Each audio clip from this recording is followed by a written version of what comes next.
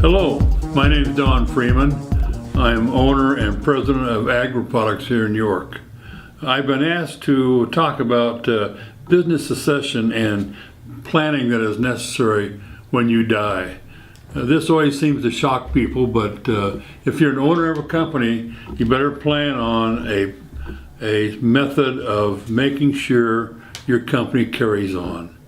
And many times there's been a lot of time and effort put into making a company grow, but you've got to look ahead, plan ahead into the fact that at some point in time, someone else is going to take over. Now this also involves making sure that you have a person in place that can run the company after you leave. And this could be an assistant manager, or you can even bring in somebody from outside. It gets a little complicated if you have family involved, particularly if the family has part interest in the company. To do this, you've got to make sure that the family understands what you're doing. And you've got to make sure that they agree with what you're doing. And sometimes this can be uncomfortable, and sometimes it causes hard feelings.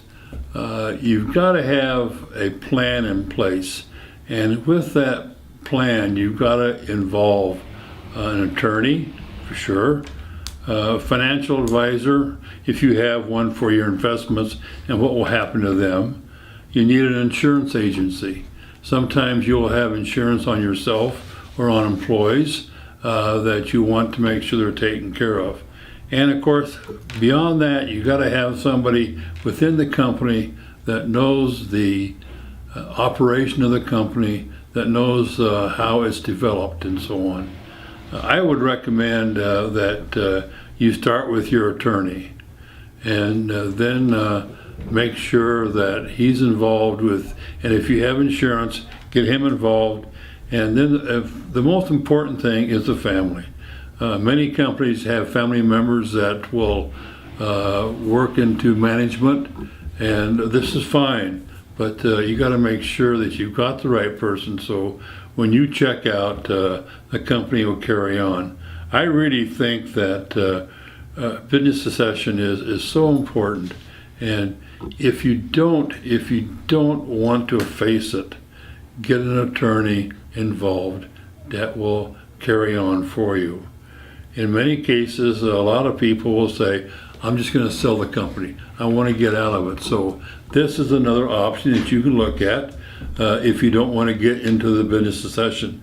Selling a company is okay, but when you start getting the company analyzed, it's rather stressful for employees that know that you're going to sell the company and who you're going to sell it to, and they'll say, what kind of managers are going to be. So I would say that would be the least option. Go ahead and struggle through business succession and keep it as simple as possible. But here again, make sure all your bases are covered. Make sure that your attorney is on board.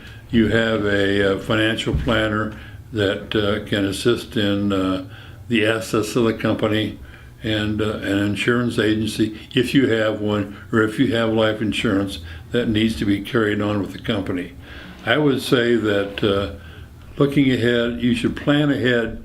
As soon as you become the manager of the company, you better start planning business succession.